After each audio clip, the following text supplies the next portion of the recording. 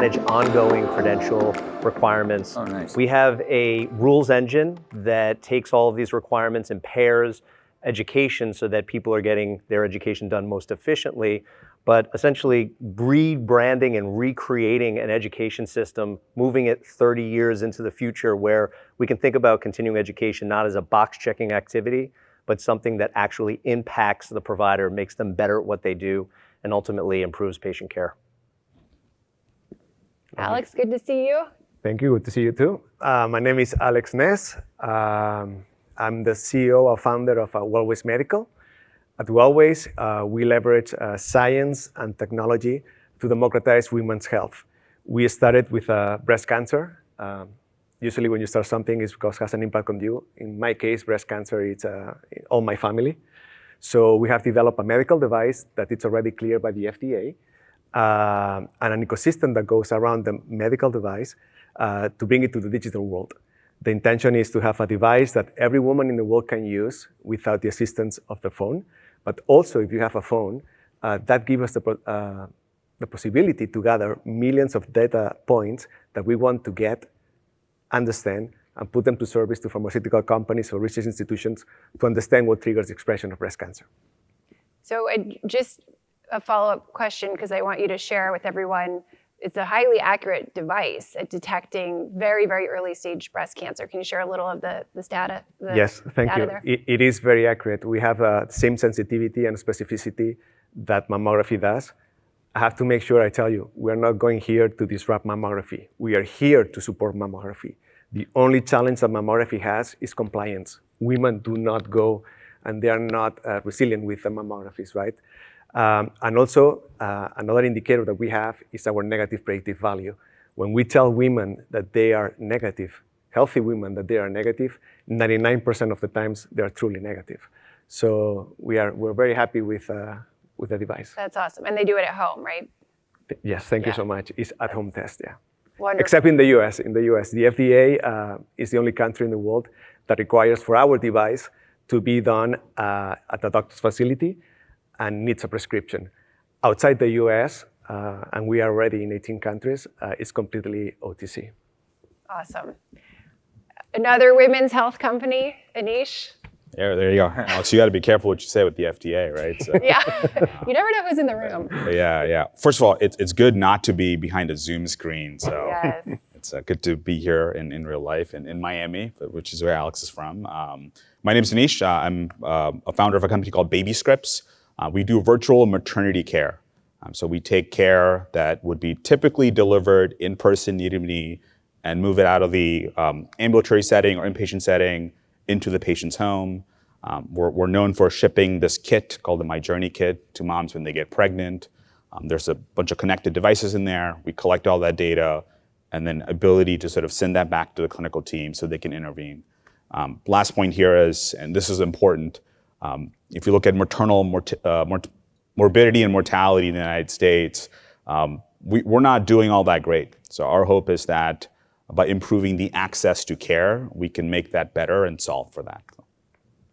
And you guys have been at this for a number of years now. I think since 13 or 14. Yeah. It's we started the company in 2014. So we're not the newest kid on the block, but yeah, we're in about 80 health systems across the nation, in 27 states, and cover about 250,000 pregnancies through that process. So definitely learned a lot going through the digital health kind of transformation, and certainly COVID for us has definitely catapulted us to the next tier. That's amazing. I always think what you guys do is just such a win-win-win, because the moms love it, the doctors get to fill those visits that you're saving them with more high fee visits, and everyone's happy basically. So it's absolutely, for doctors it's clear they want to spend their time on the most at-risk, high need patients, right? Yeah. So at the end of the day, pregnancy in a lot of cases is not a condition, right? We oftentimes medicalize it, so that's working right. With. Cycle of life. Yes. Emilio, tell us about MindCo. Yes, my name is Emilio Goldenhirsch. I'm co-founder and chief science officer of MindCo Health, before MindCo.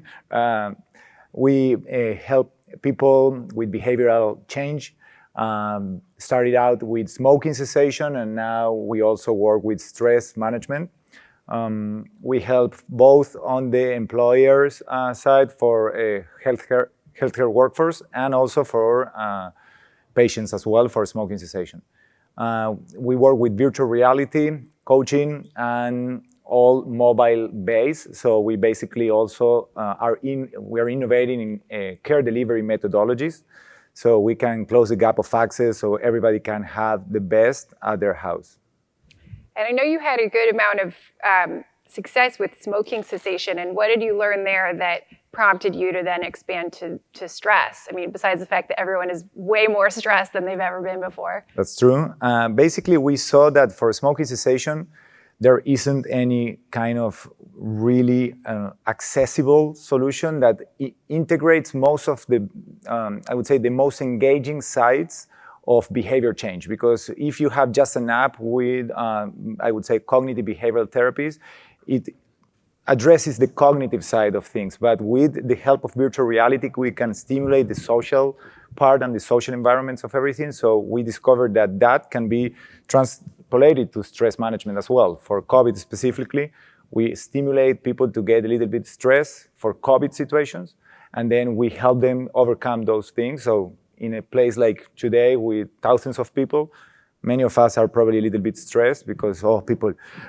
So these kind of things we discover and moved. A lot of discoveries and trends over the past couple of years that I think a lot of us have touched. And Ian, I know physician burnout has never been a bigger problem, and I know that's one of the things that you all are tackling. Maybe you could talk a little bit about that and just some of the other dynamics that have shifted in your sector. I mean, one of the dynamics that hasn't shifted, and the reason that we exist, is that there really is a lack of tools and infrastructure to allow me as a doc or a nurse practitioner or a PA, whoever in healthcare, to just take care of patients. We spend so much time on non-clinical work, and that's not why we entered healthcare. We entered healthcare to take care of people. The shift that we are seeing is now that people are saying, oh yeah, that is a problem, and we do need to create some tools for our clinicians to take care of people.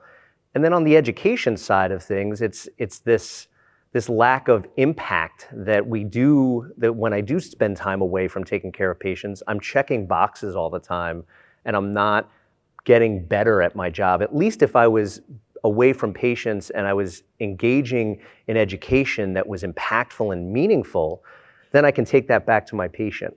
But right now, it's box checking in a way that we have a continuing education system that doesn't stimulate curiosity. It doesn't make me deliver better patient care and better outcomes.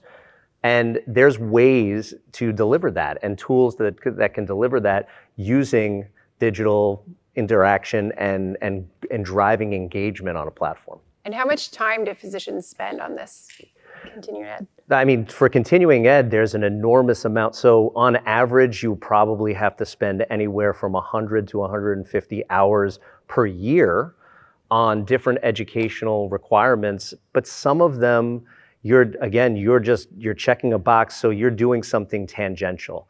I may have to go and do some training on opioid prescription practices. But unless that has to do with me as an orthopedic spine surgeon, and that education exists, I'm not really getting anything out of it. But the current system without Mocingbird is that people are left to their own devices to figure that out, rather than having something that's really curated to a micro level for the high level of specialization we have to get the most out of the education that's out there. Well, it's always good to have a doctorpreneur, as we call you, basically creating the product that you want to see for yourself. Exactly. So Yes. who better to shape that? Thank you. Alex, how about you over the past couple of years? What are some of the trends that you've seen or some of the ways that COVID has impacted your business? I think I got all my white hair the last 2 years. You have the best hair on this stage. No, Come on. it's been really. He's got good hair. So 2014, you have no white hair?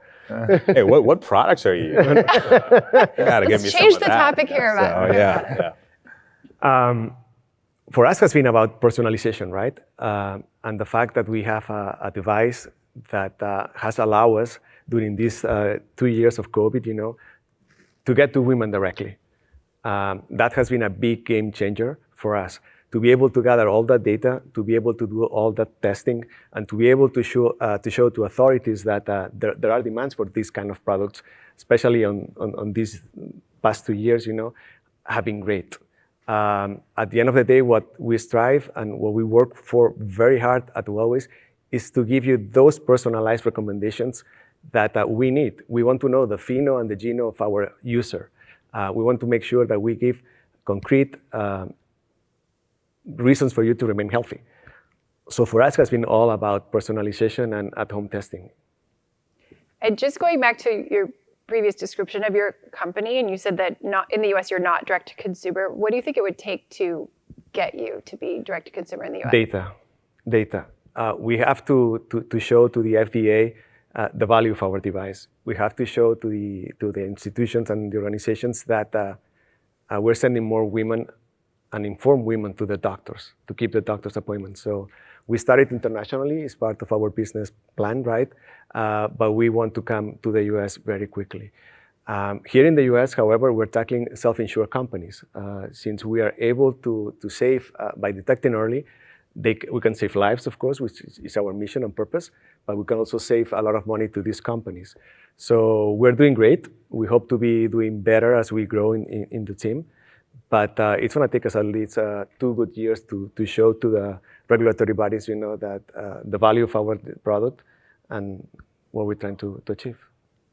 That's great. I mean, I've mentioned your company to many female friends who just say, I would love for that to be available. So love what you all are working on. Thank you. Appreciate it. What about you, Anish? I know that this has been, I remember in the early stages of the pandemic, just hearing about how the Babyscripts sales cycles to hospital systems were just insanely short relative to what they were before, because like we talked about, pregnancy is not elective. Yeah. It kept happening.